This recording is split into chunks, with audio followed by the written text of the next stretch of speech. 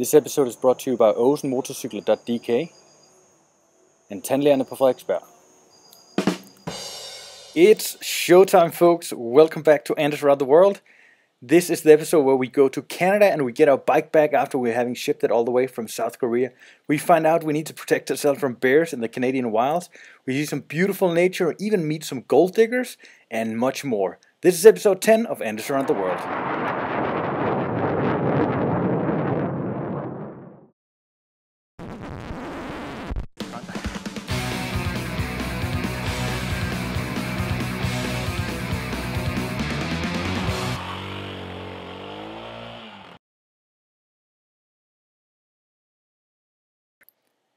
In episode 8 you saw how we packed the bike in Korea, and this is the episode where we arrived to Vancouver by plane and we're ready to pick up our bike again.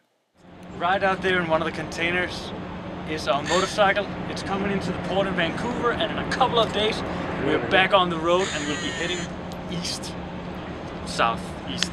So in the meanwhile, while they unloaded the ship, we had to wait in Vancouver. What is it, honey? Lowrider. Now he's showing off. And we had to spend the time doing something, so we put out on our Facebook page, what are we supposed to do in Vancouver, and we got a bunch of things like Mark here who said you should take a walk in the sunset in the famous Stanley Park, which is just to the north of the center. It's about the same size as Central Park is in New York, and there's about 200 kilometers of tracks in there, which a lot of skaters and runners and bicyclists use for recreational use. Another cool thing is that here they also have the Little Mermaid, or they have the little girl sitting on a stone, which pretty much looks like the Little Mermaid statue we have in Denmark, but it wasn't. And if you hang out to the end of the day, you'll see a beautiful sunset. Canada was expensive, so when we had to choose... I don't know if you can see it, but Karen and I, we rented a car, and now we're going to the drive-in theater. And I'm pretty happy that we don't have the motorcycle today with this kind of weather. Check it out. Horrible, Canada. Horrible. We just found out that they're going to do a soil inspection here at the Canadian Customs to make sure that the bike is clean, which it's not. And if it fails this soil test, then they tell us that we need to export it again back to South Korea, have it cleaned, and back here. So that's 6 weeks and probably $3,000 that will be out. So cross your fingers that it's not that bad, or they won't check it right. We're now at a Toll Express, which is the freight handler. We still don't know if we passed the soil exam, so we'll go here, pay some fees, and then hopefully they might know.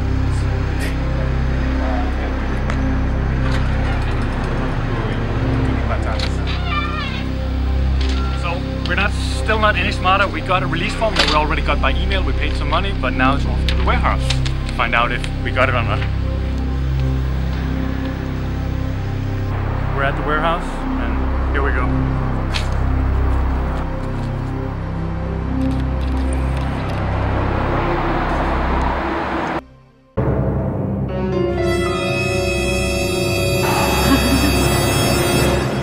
We got it. Here's the receipt. Very lucky. We think we got it. At least here's a piece of paper that says we're getting a box. So now I don't have to go to the toilet anymore. So one thing we learned from this, guys, is you always wash your bike before you ship it. Luckily we had a good inspector apparently who passed us anyways, even though it's really dirty, but always wash your bike.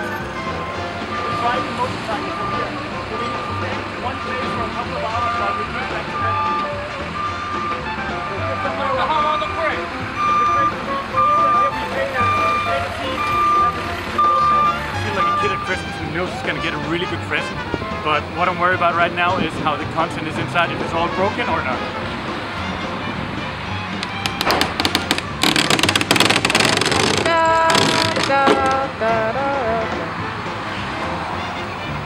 Looks pretty fine to me.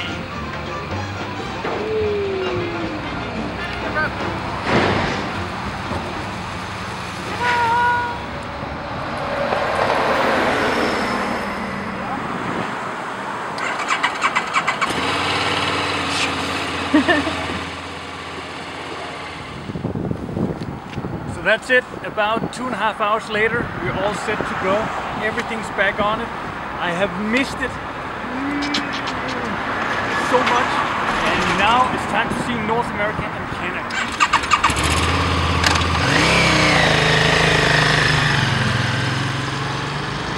When we rented the car, we actually met a bear, and on the website, Bo reminded us that we needed to get bear spray before we got into the Canadian nature. That was something that this guy in one of the shops, he reconfirmed for us. He had some pictures of some of his motorcycle trips with bear spray, so that's what we had to get. It's bear spray? Bear repellent? So we were ready to get into the Canadian nature, and Maria suggested that we go see Icefield Parkway in British Columbia, which is supposed to be one of the most beautiful roads in the world. So we got out there. It's up at Jasper and Banff National Park, and it was super beautiful up there, as you'll see a little later. On the way up there, however, we also met the Brandywine waterfalls, where we made a stop to check out one of the waterfalls there.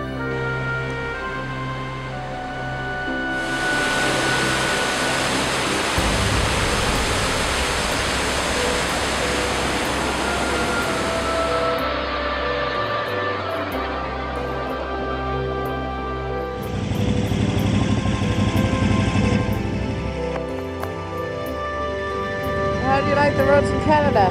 If anyone questions why you would want to come to Canada, this is why.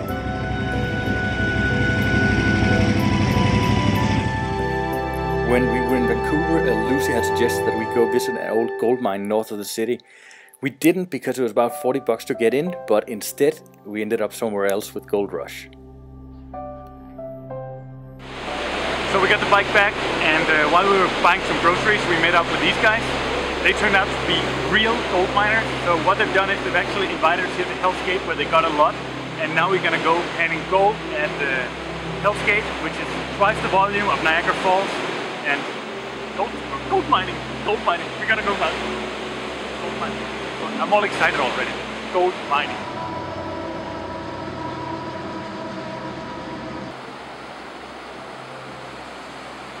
Okay, how awesome is Canada? Check this out. On our way to gold prospecting, look at what's right here.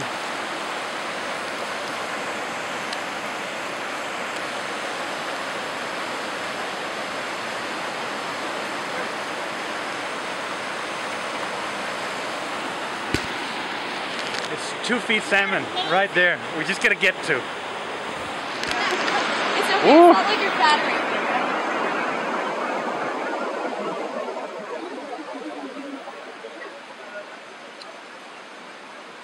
Now we're going to see if it's going to catch some trout. And look at this amazing view.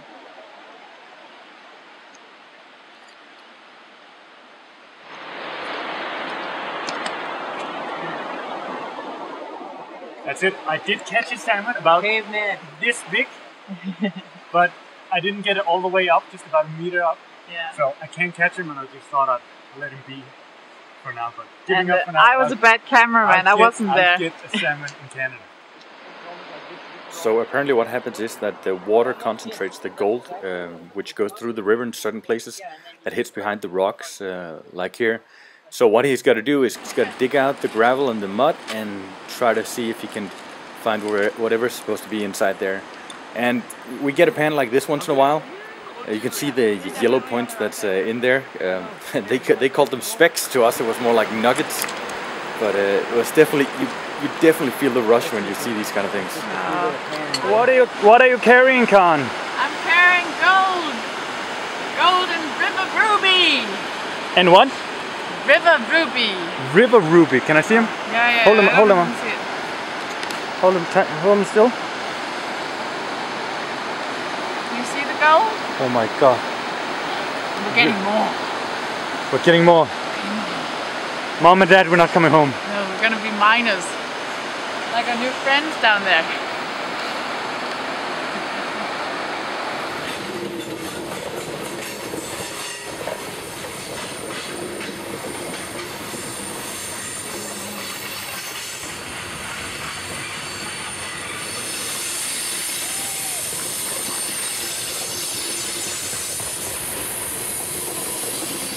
Gold, some black sand and some garnet or river ruby.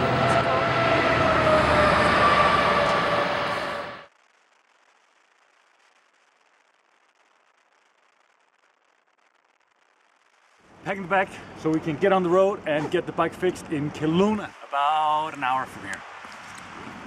2. Turn off the camera and get packing. See, that's Anna's, that's what I live with every day. Every day. That's when he gets like restless. Sometimes he wakes up at 7 and it's like that. The service intervals is a new oil every 7,500 kilometers and valves every 15,000 kilometers. And we put out on our website to try to find a place where we could get a bit of a discount, and Valley Motorsports came back to us and offered us their place to get the service done. So after 17,000 kilometers through Russia, it's time to get the bike pampered. We're down here at Valley Motorsports, which is a big KTM dealer in Kelowna, not too far from Jasper and Banff National Park. This is the awesome place to come with the KTM. They have a bunch of nice big adventures like I'm riding. So now we're going in and getting the bike seen to.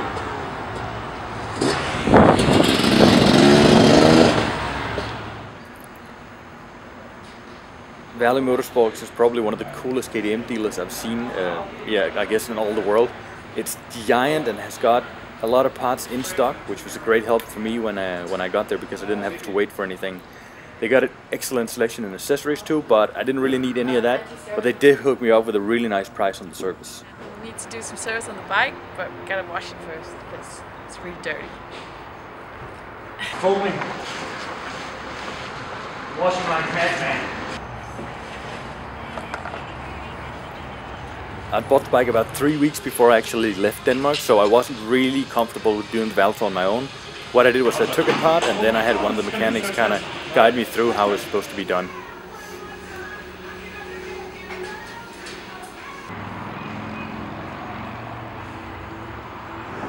So that's it. It took almost all the way to sunset, but now we're in Kelowna. The bike is serviced at Valley Motorsports. Nothing should be done to it the next 10-15,000 kilometers, hopefully. And now we're heading up towards Jasper and Banff and the Icefield parkway.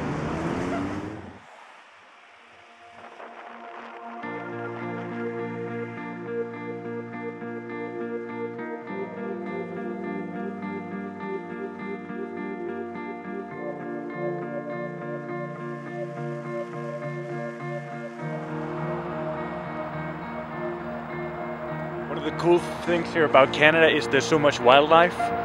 Check this out, for example.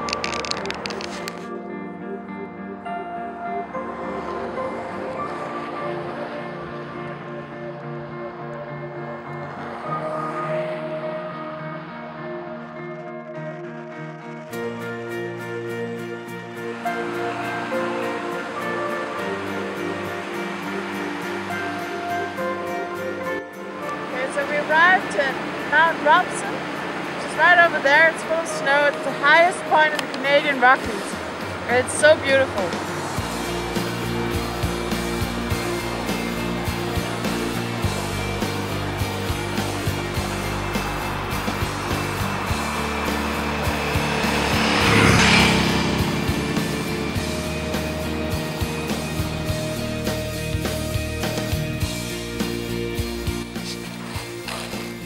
Cooking Campbell's beef stew. Nice little fireplace and camp grieving.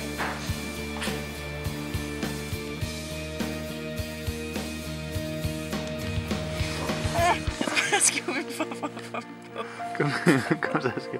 Rul lige over for det der, så du ikke skal på ryggen med.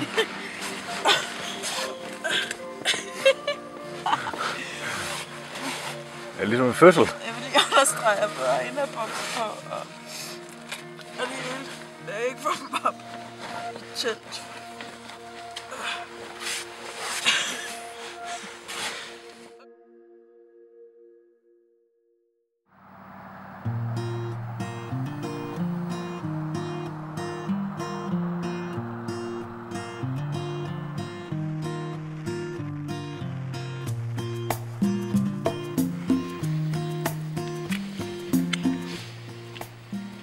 Welcome to Anders' outdoor kitchen.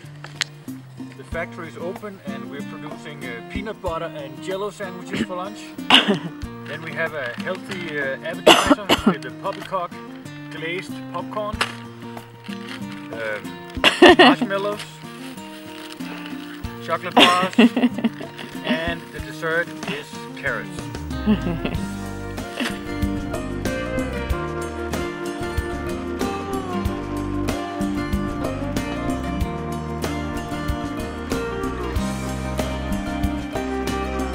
It's funny how you feel that Canada is not really as wild as Siberia was.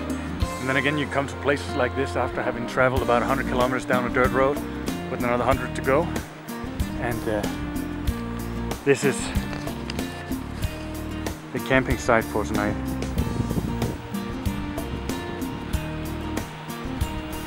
We're gonna try to hide away down here somewhere. And hopefully the sun comes up there too and dries our tent before we head out.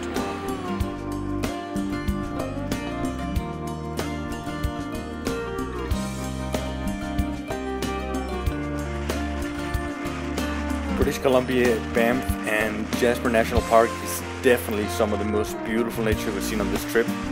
But we started heading south, it was getting really cold, and this is where we'll leave you for this episode at the border to the US. And I look forward to seeing you guys in the next episode 11, where we'll go from Montana all the way to New York. Yes, you made it all the way through this episode. Now, if you guys really care about this, hope you're gonna leave some suggestions, share it with the rest of the world. Thank you very much for following.